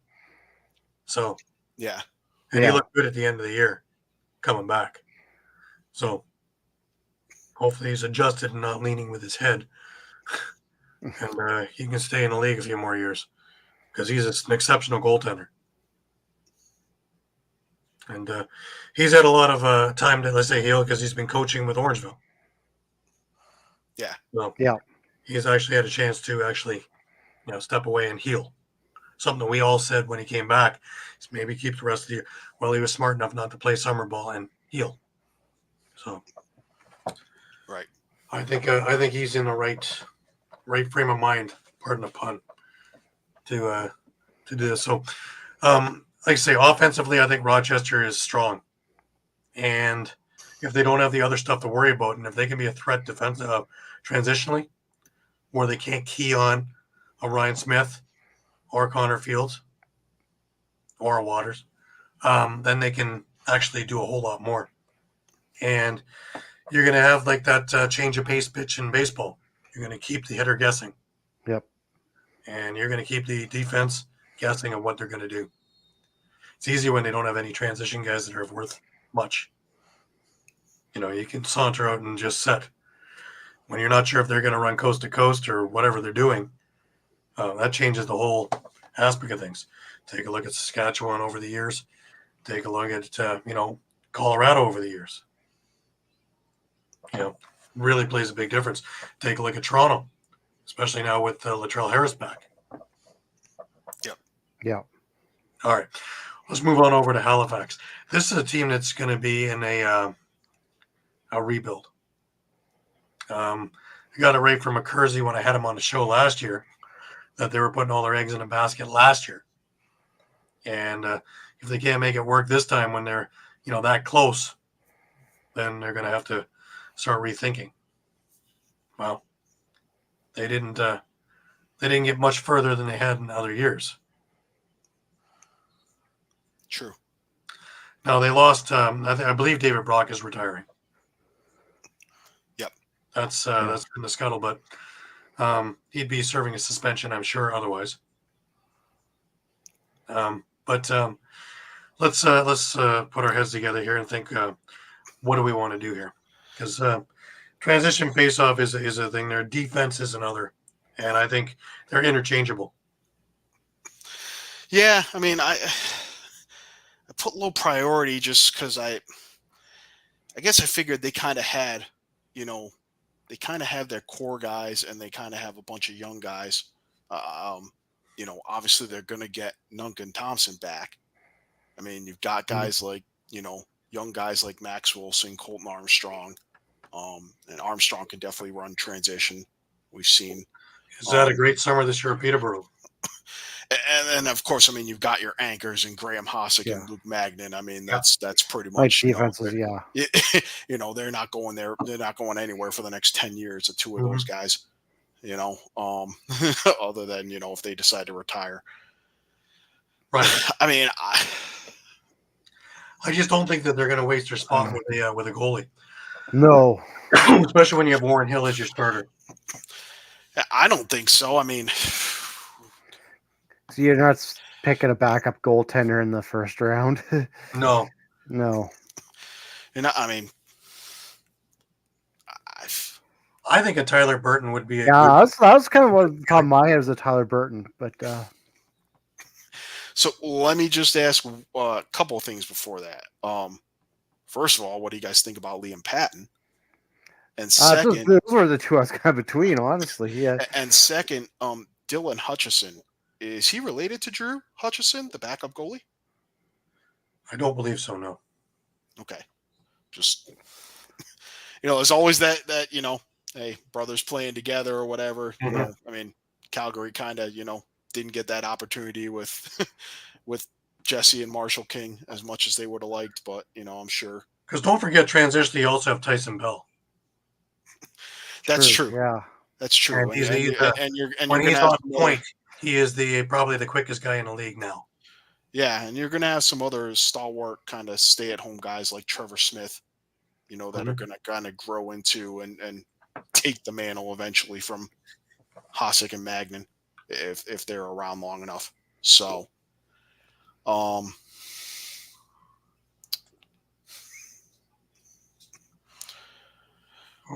That I don't know. He'd already be gone by then. So. Yeah. yeah. Yeah, and that's yeah, I mean that's one of those things, unfortunately, fortunately, I guess you could say, we're not the ones getting paid the big bucks to to figure this out. Yeah. Again, that's if this is all happening on Tuesday, and GMs are really going to have to scramble, and we're not even sure that the roster we're dealing with is exactly what they're going to have available to them. All right. Well, let's push forward because we got a lot of picks still to do here. Yeah, So. I mean, I guess you could flip a coin between Burton and Patton. The only thing I put in Patton's favor is he's younger. Okay. A fair amount younger. Okay, let's do that then. So, I'm not sure. I think Burton is 36. He's gonna. Yeah, he's been in the league for about 8 years now. So, all right, here's another one where it's you kind of flip a coin because what does Georgia need? Defense, if anything. Yeah. Yeah, I mean, I'll be honest. I'm looking at Patrick Foley. I was looking at that also, actually. Yeah. Because I think he fits in with that squad a little bit more. I did have Evan Messenger there, but Foley's not a bad pick either. Honestly. And Foley was one of the few in-market guys for Panther City. So, right, so it's not that far off. Yeah. If a relocation's required, which it may not be, because I think he does did ticket sales for the team as well as the WNBA's Dallas Wings. So, so that might be a role he continues in, but travel is. Yeah, he could do the drive actually. But regardless. All right, Buffalo. With Connor Farrell, do they really need a face-off guy? They don't, and I mean, transition maybe, but you still have Nick Weiss, right? I mean, you've got Weiss, you've got McKay, you've got Martin, you've got Spanger. Yeah, you got a lot of guys. Riolo, let's not even forget about him. He's looked like a fleeting bird this summer with Six Nations. Yeah, I don't know that you necessarily need, say, a Brandon Goodwin. Now here's an interesting one. Do you think if Phil Caputo could catch on with Buffalo? My biggest thing is that Caputo has been in a bunch of situations where he has been second banana. And he finally got an opportunity to spread his wings in Panther City and showed he can play. If he goes back to Buffalo, he's going to be fourth string at best. I was going to say, what about like a Jason Knox, like just to bring some youth into that aging lineup? That's a good point. Liam Osborne would be another idea, but Jason Knox is a big guy as well, which is what Buffalo loves. They love their big men there. So you can get a bruising offensive guy who can bang it and get those loose balls and get him out to Nanakoke, Kluche. He's like a really young guy who could really learn a lot from Dane Smith. Oh, exactly. Yeah. That might be the best move. Mike, what do you think? Yeah, I mean, I don't think there's much of a choice. All right, off he goes. Alrighty, we're into Albany, and another team that is got just about everything and wants more. Yeah, I mean they really do. Obviously, they don't need a face-off guy. They need a defenseman or two. They do, but remember they've got Will Johansson coming back from injury now. Right. Yeah. So. But again, I'm thinking a guy like Tyler Burton would be great with that young group to be the voice, that veteran leadership. It would be. He instantly would be the oldest guy on the team. That's for sure. And he's not that far out of market, really.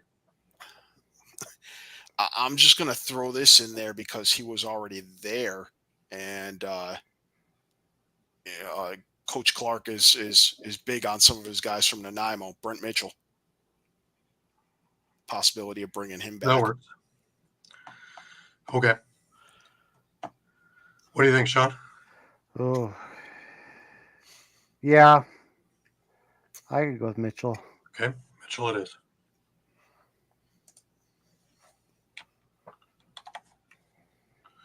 Now we're into San Diego, who obviously Elvis Nelson needs a forward. Yeah, they certainly do. Honestly, this is where I had. This is one where either Crawford or Caputo would This fit. is this is where I had Crawford. I mean, they seem to like their guys who can win now. Don't worry about longevity. That's the San Diego motto. You'll replace Dixon beautifully. Do we know Dixon's not coming back, or Well, He was Dixon was traded. traded to Calgary, right? that's right? And Dane Dobie's a free agent too, so he may not be back.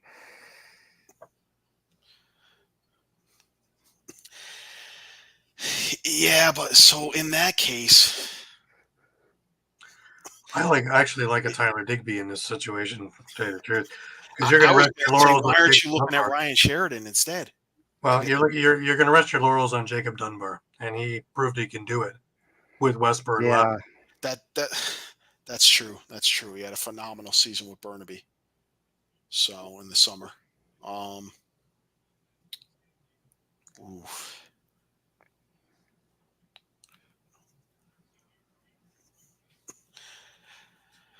I think as long as you know that Crawford wants to come back for one more season, I think you take the flyer out on him. Sure, why not? yeah. And I mean, 39, he put up decent stats in Panther City. Really good stats. better supporting crew here too. Yeah. Yeah, I think you have to take him over Digby. He's Now fallen this apart. this one is going to be interesting when we get to Toronto, because it's another one that's full. Caputo's already been in Toronto. I like Ty Thompson, who is a Toronto boy, and had a good career with Mimico. I think he'll fit in, and he's young enough that he can relieve some of the other guys in some of the ailments that will happen.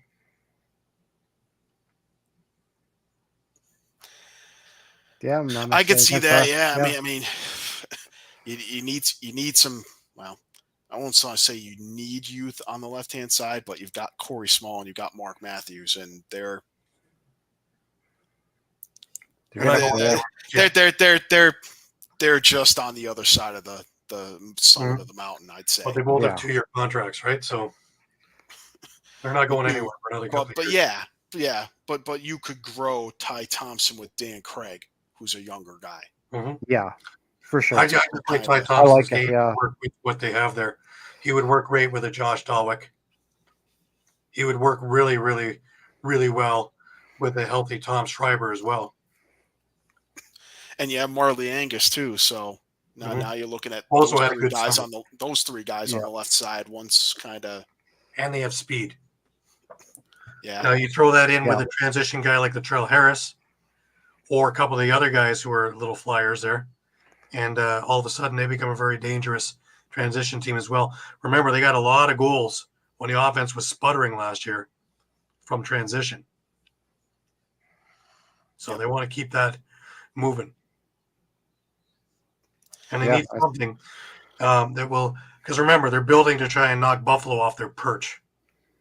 If anything, they can handle themselves throughout the year. It's the playoffs in Buffalo where they're gearing. So they need things where guys are going to go inside or guys are going to go and make that defense move around. So I like the Ty Thompson idea. Yeah, I say go for it. All right.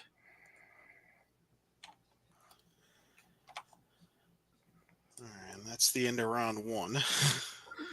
All right. We move into round two and Colorado back in it. And now we can move with the Joey Caputo idea and take Brandon Goodwin. And if Caputo is still there, he's a good second banana, a good second choice to it. I mean, I'm good with that. Yeah. All right. I just think that they're not really looking at the defensive idea. And I think this one makes most sense. Okay. So we go to Vegas. Again, do we go offense or do we look at some defense for Vegas now?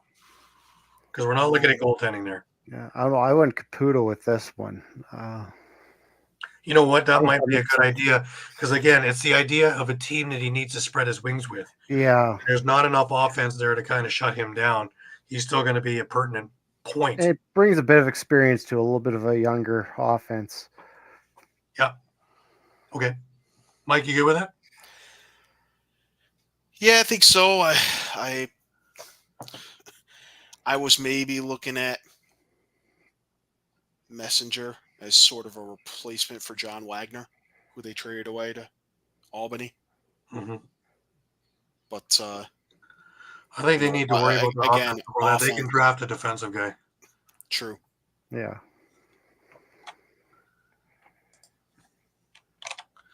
All right. Philadelphia. We're back to defense, and lo and behold, we have a lot of defense left. Yeah, this is probably where I'd go, like Messenger or Burton, I think. I like Messenger there, actually. Yeah.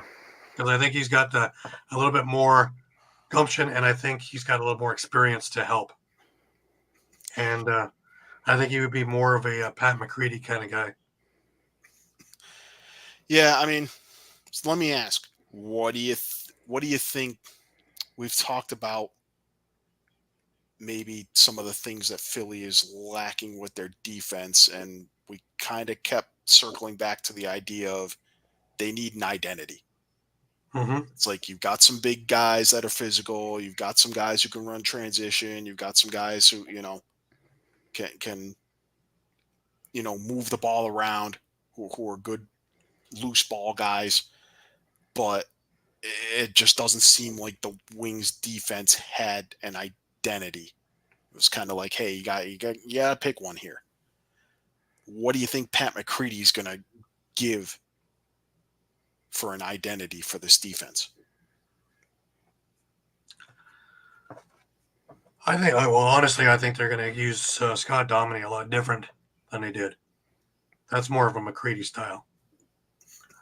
So you're going to run and gun more because yes, I really didn't, despite having speedy guys like Dominey, like Ryan Wagner, like Alex Pace, like Mitchell Armstrong, who's all of 19 years old.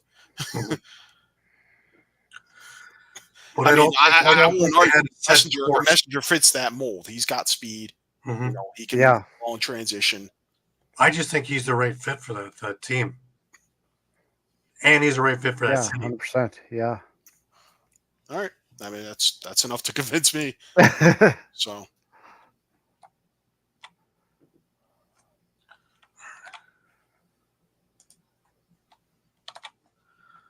All right, brings us to Vancouver again. And are we still looking at defense? Because we don't have a whole lot more else to look at. Unless you want a Tyler Digby to go in to help, or Ryan Sheridan for that matter. Yeah, I was almost thinking Sheridan, but yeah, it's just, boy, that's a lot of youth because remember, they've got Brock Haley and Peyton Cormier coming in. Yeah. So one on each side. Yeah. Well, you got guys like Crowley and that, so you do have veteran leadership. So you have some, yeah. And Charlotte Beatties has been there long enough. Yeah, I mean, that left side is already, I think it's pretty much, it's going to be Charlotte Beatties, Martel, Lowen, for at least the next couple of years. Yeah, that's the tough part about this. That's the tough part of this draft. Is this part of the draft, at least, is now you're starting to look at guys who are probably more depth guys. Mm-hmm. Let's say forward wise, they're pretty deep. Like I say, you got Crowley, Ball, Lowen, McCulley, Charlotte Beatties. You got a pretty full. That's right. Yeah, I almost forgot about McCulley. So your left side, you've got 4 solid guys there. Do you look like a Dylan Hutchison on defense? If you want veteran leadership, you'd be taking John Lintz. If you want a little bit more youth, you'd be going with Cooper. And see, to me, I have Litz way down the list just because with his age and like I said, he's coaching now. You just don't know where he's going. Yeah. Mm-hmm. And he's probably going to want to be with the Western team if he can. Right.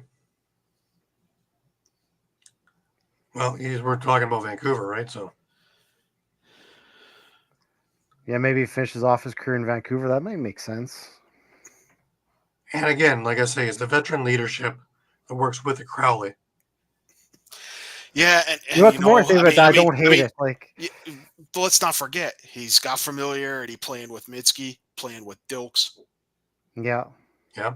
So, you know. Yeah, more I think about it, I don't hate it. Getting off his career in Vancouver would make a lot of sense. All right, let's put him there.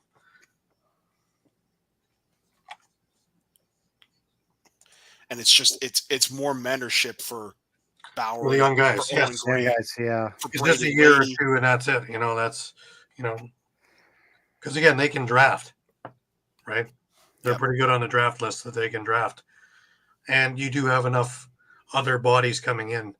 So yeah, I think that's a good move. Calgary, where are we going with them now? We already got we got a goalie already. Dude, transition face-off.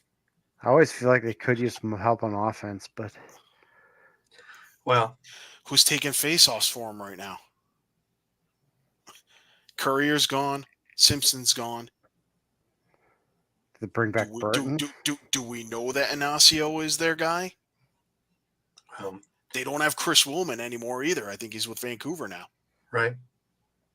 And Vancouver went and signed Stathakis. Plus, they have Hamer Jackson. So there's going to be a huge. They already didn't have much offense to start with, right? Competition in Vancouver. I'm thinking actually a Tyler Digby because I don't think that they have that much offense to go with. Just I was thinking Sheridan. I don't know if they want to bring Digby back, but again, you're like a former. You bring him back. True. Former Roughneck. I think you got to go with Sheridan. Yeah. Okay. Sheridan, it is.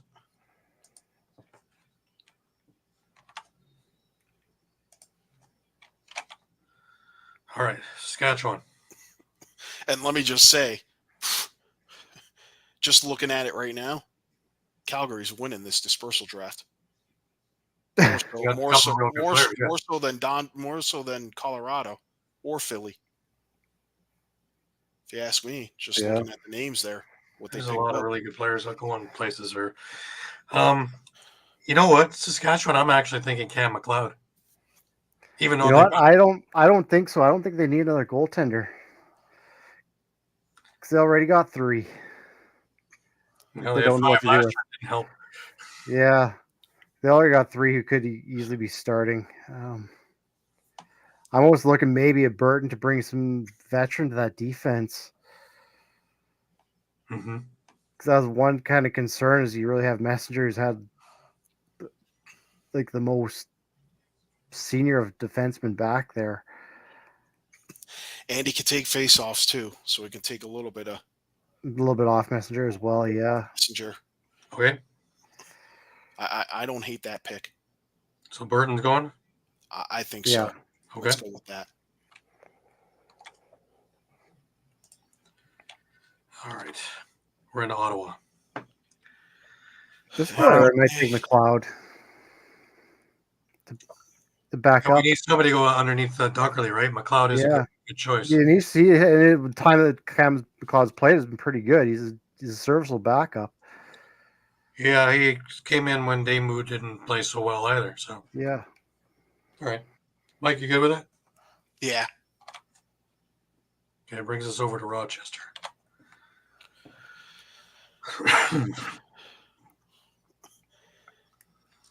And again, I don't think going young is going to help.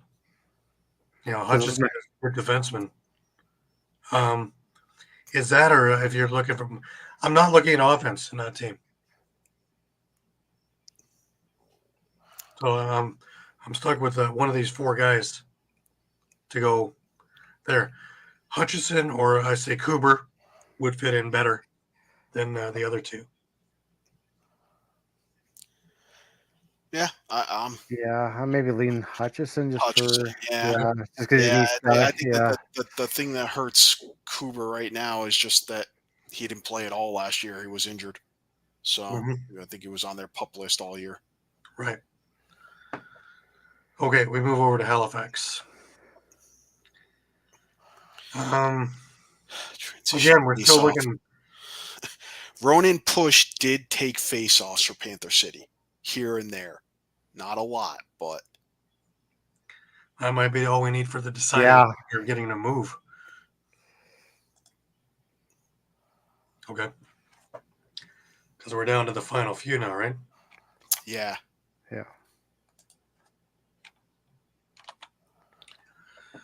Okay. Anna, Georgia. Do you take out a flyer on Gash?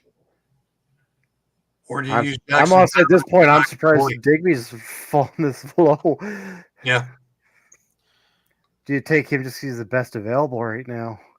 And you don't want Buffalo to get him. Yeah.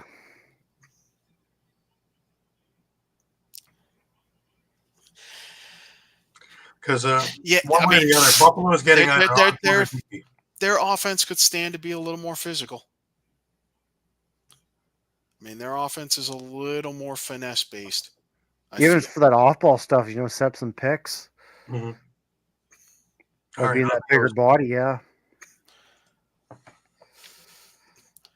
Yeah, can't hurt setting picks for Lyle Thompson, Brendan No. Ballberry, Right. Shane Jackson. I'm convinced then that Buffalo takes Liam Osborne.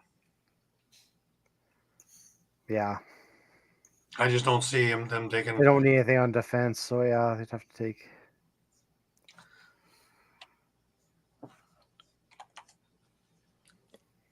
Albany, on the other hand, needs defense. Yeah, but you know what? Oh, well, maybe not. I was going to suggest Jackson Brown because they traded Justin Getty to Vegas. But Kidd. they do have Andrew Sure. Kidd waiting in the wings. But Jackson Brown did play with Albany previously. Right. So You bring him in for competition in camp. and I mean, I Have the think young guy on the practice at worst roster. at worst he's your third guy. Yeah. Okay.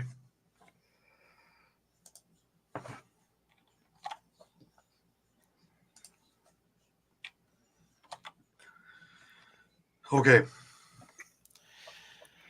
San Diego. Which defensive guy are they grabbing? Are they going with the injured Kuber, who's now healthy? Or are they going with Elijah Gash? Now, if we were doing it the way we think it should be going, they'd be taking Kuber and Gash to be going to Toronto, right? Probably. I mean, I'm fine with that. Yeah. I almost feel like it's 6 of one, half a dozen the of the other. point. Yeah. In this one, right? Once you get into these picks, it's just Because I don't think either of them are going to either team, to tell you the truth.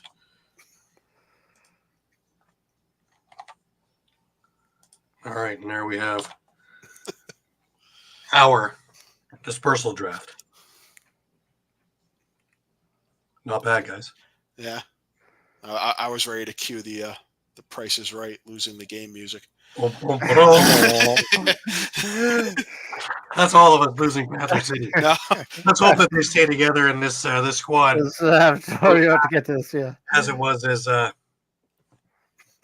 Yeah, it's the new Tampa team. So that's it. Yeah. no, that's great. But I think if you ask me, boy, Calgary won that draft. So they got their goalie and they got a good young righty in Ryan Sheridan. Right. Which, in my opinion, with the Del Bianco situation, they pretty much needed to win that draft. Yeah. Sure. And it'd be interesting if they take the mood, because then what happens with Del Bianco? Does he sit? Does they find a way to trade him? And now they don't need Nathan Walsh or anything like that from Vancouver. It makes it very interesting, right? It makes it a very interesting free agency and other little tidbits over the next couple of months before training camp, through training camp, and then even what do you sign from other teams' leftovers. So It's going to be a little interesting couple of months, more so than the last few years have been, even though we've been inundated because of drafts. But I think this time around, it's going to be more chess moves than checkers.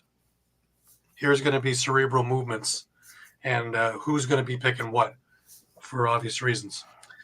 Before we wrap up, just a reminder, this part of the show is brought to you by Cherry Injury Law. If you get hurt at work, in a motor vehicle accident, personal injury, or affected by criminal law, you call David R. Cherry of the Cherry Firm. Cherry Law Firm is here to fight for you and get what you deserve. Cherry Injury Law is a dedicated, well-established personal injury law firm built on the promise of aiding the seriously injured throughout the state of Pennsylvania.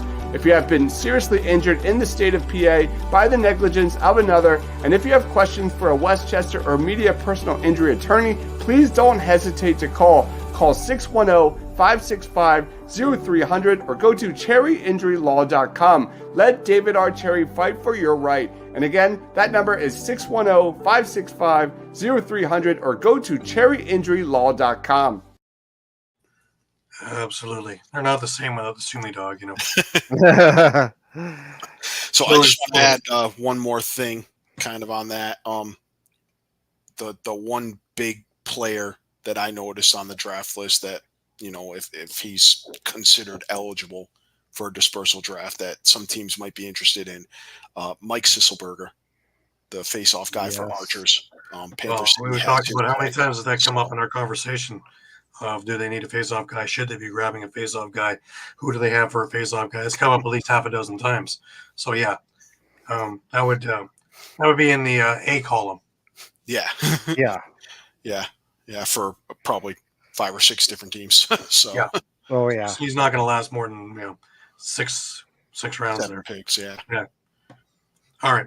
Just a reminder, everybody, we are on Facebook, we are on Twitter, we are on Instagram, we are on Thread, we are on YouTube, as well as we're on www.eopsports.com/lacrosse. We are there for everything. Absolutely everything. Doesn't matter if it's NCAA, doesn't matter if it's NLL, MSL, WLA, Man Cup, Founders Cup. Doesn't matter if it's Minto Cup. Doesn't matter if it's any of the others, President's Cup. We are there, cutting edge, on the verge, as it happens, with you. Please come back, check with us 3, 4, 5 times a day. The news is always changing, and we have our thumbs always on the pulse of the situation. We are your Costco, as I like to say, of lacrosse. We are your one-stop shop.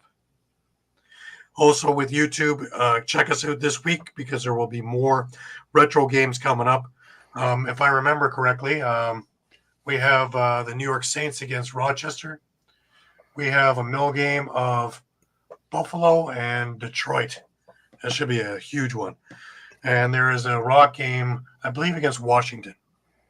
So some old retro games. Interesting to see a number of the coaches that we're talking about as star players during this era. So it's always fun to watch that. And it's always great to show the younger folk or the newer folk to see some of the where the game came from to where it is now, and seeing some of the different styles and seeing how much more physical it was way back. Anyways, that brings us to last words. Shawn, I'm going to start with you this week. Yeah, with everything kind of wrapping up, looking forward to seeing what happens with the Man Cup. And as we just discussed, it's going to be a very, very interesting week with the NLL and the Panther City situation. Absolutely. Mike, last words to you. Yeah, just congratulations again to Allura on the Founders Cup. Congratulations to Coquitlam on the Minto Cup. Congratulations to WLA champs, Victoria. And looking forward to the game 6 and possibly game 7 MSL. So we might get the matchup that we expected, then we're feared that we wouldn't get at all. Might end up happening anyway. Close. Be interesting though, when you get the two take out the playoffs and have the 2 undefeated regular season teams against each other. Yeah, that's going to be hell of a Man Cup, man. Yeah. I'm hoping that Austin Stotts is able to find up from all of this and doesn't spiral out of control. I am, really hoping hard that he can get up, because it's such a great talent and such a good person when his head is right. So really hoping for that. As for all this other stuff, the President's Cup, I'm looking forward to a great day. One's looking fantastic. So I think this whole week is going to be a great lacrosse. Remember to go onto the President's Cup 2024 site, and you can stream all of these games live, free. So check them out. You're going to see some awesome lacrosse. As well, of course, Game 6 in Peterborough on Tuesday is going to be just an absolute lights-out event. So if you can get there, get there. If you can't, it will be on YouTube on the Major Series Lacrosse YouTube page, free. 8 o'clock. Daryl Smart will be there with the call. So you can check it out. Doesn't matter if you're in Timbuktu. You can go check that game out. So by all means, you're in for some great lacrosse this week. It's really going to be interesting to see what happens tomorrow or Tuesday with the NLL. This is going to be nitty-gritty time. And then, of course, later in the week, free agency opens up, and we have another kettle of fish that's going to be just absolutely insane, because everything has been sitting there. And we talked about pressure cooker. Well, you're just going to see the lid go by the time we're on the air next week. And remember, we're here next Sunday at 9 o'clock, like always, and we're going to go and make sense of all this stuff for you. But please come back to our pages, because as it happens, we will have the stuff up and ready for you. Free agency, we'll have it. Whether it's dispersal or whether it's movement, we'll have it for you. So come back to All Across all the time, any point of your day, and we will be there for you. It is our pleasure, and more so, it's our privilege to be able to give you all the information that we can, as quickly as we can, as correctly as we can. And we take great pride in being able to do it in good timing and being accurate. So with that, for Shawn Slaght over in Moose Jaw, for Muffler Mike over in Connecticut, I'm Gary Groob in Toronto, saying keep your stick in your hands. Have a great week. It's going to be a busy week, folks. So please stick with us, and we will see you again next Sunday night, 9 p.m. Eastern. Until then, have a great week.